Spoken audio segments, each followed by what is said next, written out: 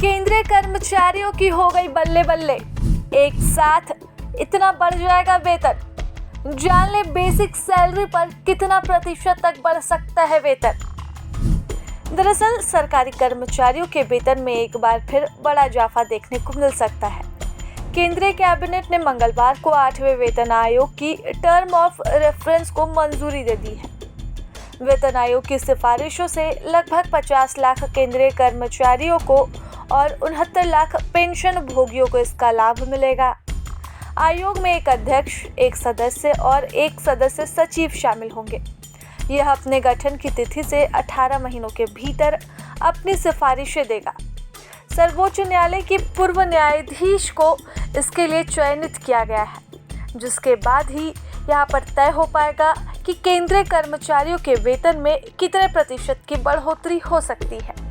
वेतन आयोग की सिफारिशों के क्रियान्वयन की तिथि के बारे में पूछे जाने पर सूचना एवं प्रसारण मंत्री अश्विनी वैष्णव ने जवाब दिया कि अंतरिम रिपोर्ट आने के बाद विशिष्ट तिथि तय की जाएगी, लेकिन संभवतः 1 जनवरी 2026 होगी।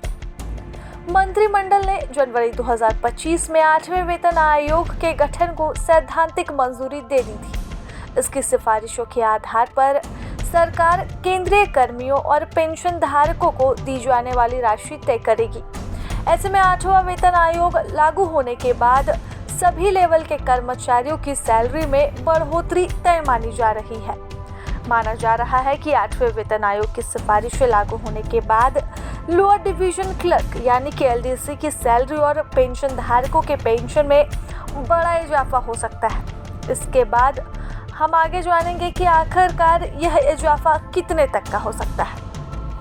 बात करें अगर 7वें वेतन आयोग की, तो 2014 में फरवरी में इसका गठन किया गया था। इसकी अध्यक्षता जस्टिस ए.के. माथुर ने की थी। आयोग की सिफारिशें 1 जनवरी 2016 से लागू की गई। इसके तहत न्यूनतम बेसिक सैलरी 7,000 से बढ़ाकर 18,000 कर दिया गया था और फिटमेंट फैक्टर 2.57 गुना तय किया गया था। इसके अलावा ग्रेड पे प्रणाली को हटाकर नया पे मैट्रिक्स भी सिस्टम लागू किया गया था, जिसके जरिए वेतन संरचना को सरल और पारदर्शी बनाया गया था। अब केंद्रीय सरकारी कर्मचारियों में एलडीसी का पद लेवल 2 में आता है और इसका ग्रेड पे 18,000 है। 7वें वेतन आयोग के तहत एलडीसी की बेसिक सैलरी 18,000 से 19,000 तय की गई थी। इसके साथ ही एचआरए, डीए, ट्रैवल अलाउंस आदि जोड़ने पर कुल सैलरी लगभग 37,000 से 39,000 के बीच हो जाती है। अगर 8वां वेतन आयोग मुख्य रूप से फिटमेंट फैक्टर और न्यूनतम मूल वेतन पर अपनी सिफारिशें देगा। वर्तमान में न्यूनतम बेसिक वेतन 18,000 से 19,000 के बीच है। इसे बढ़ाकर लगभग 26,000 तक किए जाने की संभावना है। कर्मचारी संघों की मांग और महंगाई के स्तर को देखते हुए बढ़ोतरी तय मानी जा रही है। 7वें वेतन आयोग में फिटमेंट फैक्टर 2.57 गुना था, तो वहीं 8वें वेतन आयोग में यह 3 से 3.42 गुना तक तय माना जा रहा है। यानी कि एलडीसी की सैलरी में उल्लेखनीय बढ़ोतरी होगी। उदाहरण के तौर पर यदि एक एलडीसी को नई बेसिक सैलरी 19,900 और फिटमेंट फैक्टर 3 माना जाए, तो नई सैलरी 59,700 तक पहुंच सकती है।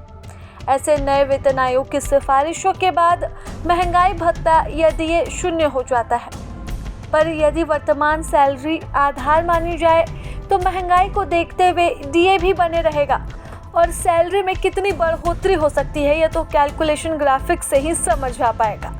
लेकिन कुल मिलाकर कहा जाए तो आने वाले वक्त में जैसे ही 8वां वेतन आयोग लागू होगा, वैसे ही वेतन में बड़े स्तर पर बढ़ोतरी देखने को मिल सकती है, क्योंकि यह तय माना जा रहा है कि बढ़ते महंगाई दर के हिसाब से 8वां वेतन आयोग बढ़ी हुई सैलरी की ही सिफारिश करेगा।